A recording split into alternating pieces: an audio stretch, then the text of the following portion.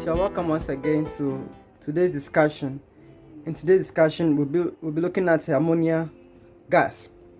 Now, we in the previous video we look at the general preparation of gases. We look at how to identify the physical properties. We also look at how to identify some of the chemical properties. But then in today's discussion, we'll take the gases one by one. We would like to start with ammonia gas and look at the preparation. So in ammonia gas preparation, there are three things I would like to outline, and there are some mnemonics or illustrations that will help you to remember some of the properties of ammonia gas and how to remember the chemical equation. And so I will plead that I beseech you that you follow through to the end so that you can acquire some knowledge in today's discussion. And so we will be looking at the preparation, we'll look at the physical properties, we'll look at the chemical properties, we'll also look at the uses, then we'll run up with ammonia gas. So that in the subsequent videos, we'll be looking at other gases as well. Stay tuned as you learn in this particular channel. Alright, so with ammonia gas, for ammonia gas, we said we want to get ammonia gas. So there are two things we need in preparing ammonia gas. We need ammonium chloride. Okay, we need ammonium chloride, and then this ammonium chloride, when it's 3, becomes ammonia. So we need ammonium chloride, and then we need a calcium hydroxide. So sometimes said we need ammonium chloride and a base. So calcium hydroxide here is a base. If you see OH, okay, a compound where you have OH, usually the hydroxide, this is hydroxide, so this is a base. So you see calcium hydroxide is solid and ammonium chloride is also solid. So what you do is that you weigh the two of them to know their masses, and then you grind it. Okay, you grind it. When you grind it very well, so they are grounded together, so you grind it, and when you grind it together into a powder form, and then now you see you grind them together in the powder form. So that's what you do. So when you grind them in powder form, you put them in the round bottom flask. So here we are going to have ammonium, we are going to have calcium hydroxide and ammonium chloride here. Now if the calcium hydroxide, now they are in solid form, right, but we want to get a gas. So after grinding this particular one, what you do is that the mixture is what? So you are going to mix it into the round bottom flask, as I said. Now, why is the round bottom flask tilted? You will see that it is tilted to prevent sloping. But then before I continue with this particular one, let's look at the chemical equation. Now, what are the two things we need in preparation of ammonium chloride? We said we need what? We need calcium hydroxide first. So get my calcium hydroxide. So let's say calcium hydroxide, which is what? That is Ca what? Then we have OH, then we have what? OH2. Good. Then what again do we need? We need that of what? We need ammonium chloride. So can write 2 here, ammonium chloride. So if you get 2 ammonium chloride, which is, so this is solid, and this also, so this is solid, this is also solid. And we said you grind the two together, right? After grinding the two together, you mix it, and then you put these two substances into the round bottom flask. So after putting it into the round bottom flask, what you do is that you are going to apply heat. After applying heat, then we see, well, let's look at what will be formed. Now this calcium hydroxide, this ammonium chloride. So we want to see the chemical equation that will be formed. So if you want to get this equation right, listen to this. Now this is what they are going to do. I tell people first and last, first and last. So the first you are going to get first, if you want to get the equation, first and then the last substance. So the first substance and the last substance. So you are going to get, that's going to give us what? The first is calcium. So we are going to have calcium, then we are going to have chlorine, 2 atoms of chlorine, so chloride. So I've gotten one of the equations. So I've cancelled that of calcium, and I've gotten that of chlorine. Now I'll be left with what? Hydroxide, and that of what? NH4. So one of the hydrogen here, one of the hydrogen atoms here, combined with this particular one. So one of the hydrogen atom here will combine with the OH to form water, right? So you're going to get 2 molecules of water. Good. So plus 2 what? H2O, 2H2O, which is, so this is solid. Remember the calcium chloride is going to be solid. Then you're going to get this to be liquid. Now, after I've taken, so we've done with calcium and chlorine, so it's out of this, right? Then we've taken hydrogen and then OH. So what are we left with? We're only left with what? 2 moles of what? 2 moles of NH3. You just look at it. So just remember these particular two things. It gives you a clue to remember your formula. So remember the first and the last. That's calcium chloride. Then we are going to the next we are going to get the OH here, and then one of the hydrogen atoms here, first and last, we are taking at the both ends, so OH here and then the H here, which is going to give you water, H2O, right? Then the last thing we are going to have now is our gas, which is what? NH3, because we didn't take any of the N, so we are going to have 2 of the N, we are going to have H here, we are going to have 3, and this is our gas. So look at the very simple. We've taken the first one, which is calcium and then chlorine, and we've taken that of what? The oxide, hydroxide here, and then one of the H here, which is going to give us water. Then we are now left, there's nothing left here, so we are going to have NH3. That is your preparation. So this is the equation.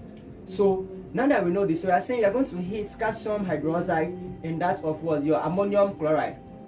After heating it, you see, what do we get here? We've gotten calcium chloride, which is solid. We've gotten water, which is liquid. We have gotten ammonia gas. So it brings to mind that we are going to have water molecule here.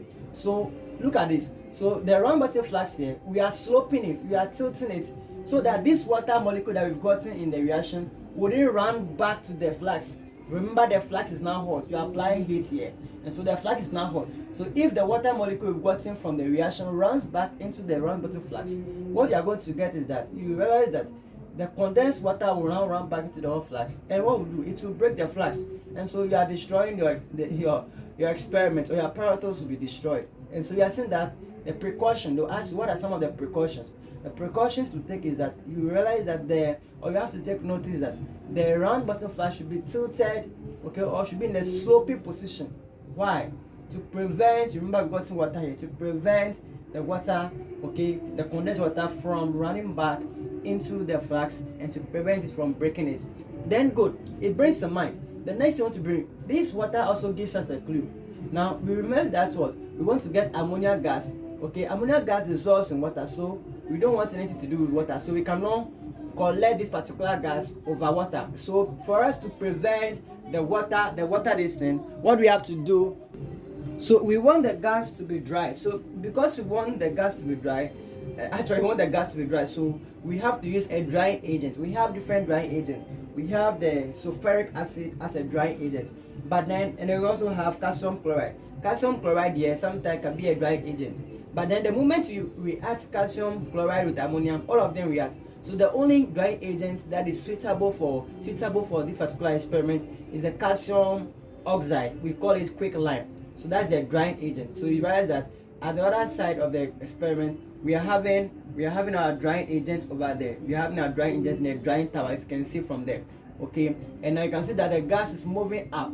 So these are the lab preparation. They will ask you describe or tell us the preparation of gas. There are 3 things to know. Remember only this equation. So if I'll just tell the examiner calcium hydroxide is needed and this, you grind them together, then do what does this one tell you? It means that the round bottom flask should be tilted. Now we also want it dry, so use calcium oxide, not calcium chloride. Is that okay? So that's the lab preparation for ammonia gas. Now we have to now look at the physical properties and then the chemical properties of ammonia and then the uses of ammonia. So if you look at this particular one, we are going to have heat, the burner, we are having the reactor stand there, we are having that of our the drying tower, we are having the calcium oxide over there, then we are having that of the delivery tubes as well. And so let's continue and look at the physical and chemical properties of ammonia gas. If we have ammonia to have the relative atomic mass to be 14 and then hydrogen to be 1, will ammonia be collected over, will it be upward delivery or downward delivery? So we realized that in the previous video we saw how to know if a gas will be collected over water or if it will be collected upward delivery or downward delivery. So for ammonia gas, if they ask you the method of collection, we want to realize that no, we don't want the gas to be wet. So it's because the gas is soluble in water, we will not collect over water. Now, so water, collection of water is out. So now you're left with whether upward delivery or downward delivery. So we have to look at the molar mass. Now if you take the molar mass, we have NH3. And NH3 here, it means that we are going to find the molar mass. So the molar mass for NH3 here, we know that N is 40, so we are going to get 14 plus what? Hydrogen. There are 3 atoms of hydrogen, so we are going to have 3 atoms of hydrogen. And this is going to give us 17. Now look at 17. So you are saying always you compare the molar mass to that of what? Air, which is what? 28.8. Now compare this and this. this and this, which of them is heavy?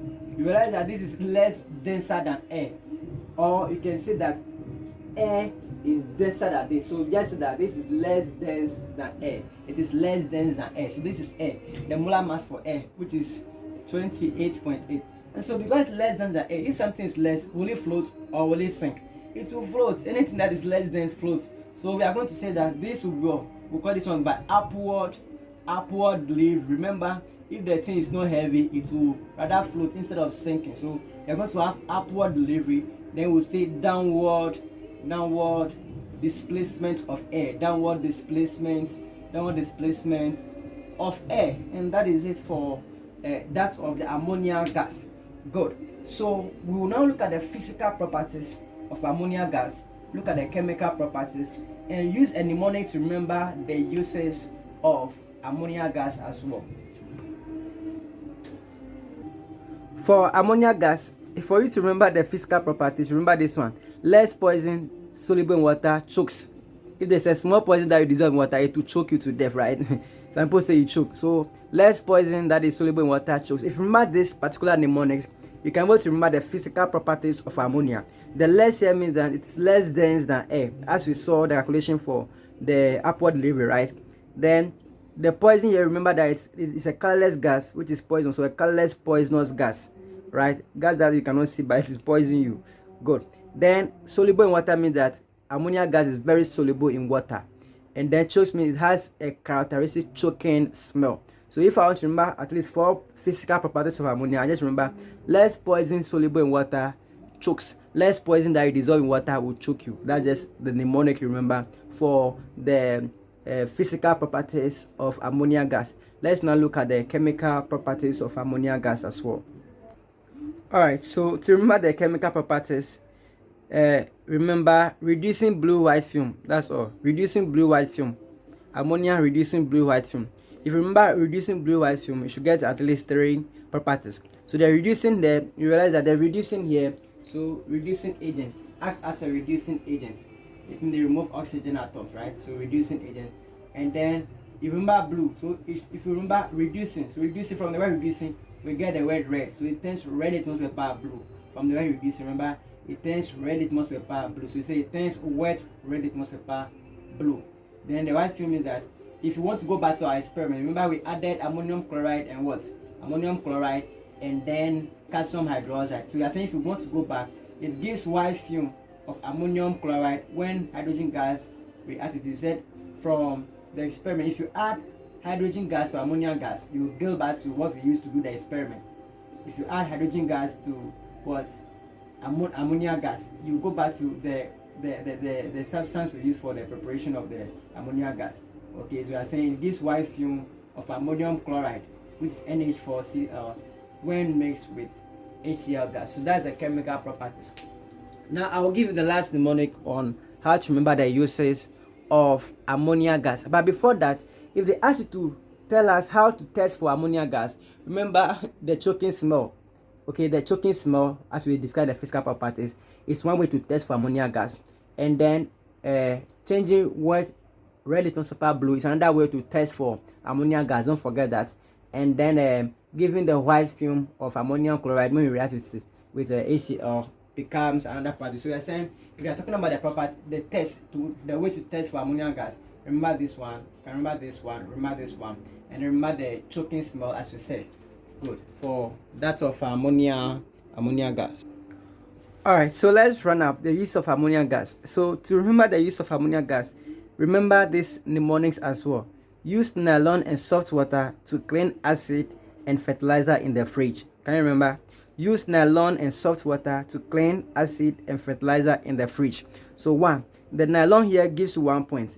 1, we say use in the production of nylon. So ammonia is used in the production of nylon in textile industries. Then number 2, used in softening temporary hard water. So remember, that's the word soft water there. Then the clean here brings to mind used as a cleaning agent. So we use ammonia to remove grease. Is that okay? Then number 4, the acid gives you another point. Used in the production of nitric acid. Is that okay? Remember ammonia, nitric acid. And then the fertilizer also bring in mind that it is used in the manufacture of ammonium fertilizer. and then a fridge, remember that is used in what? Refrigerators to cool. Is that okay? So thank you so much for following to this time. In the next video, we'll look at other gas and how they prepare it. I hope you enjoyed this lesson. Don't forget to subscribe, share to friends. Let's grow this together and keep learning. Thank you so much.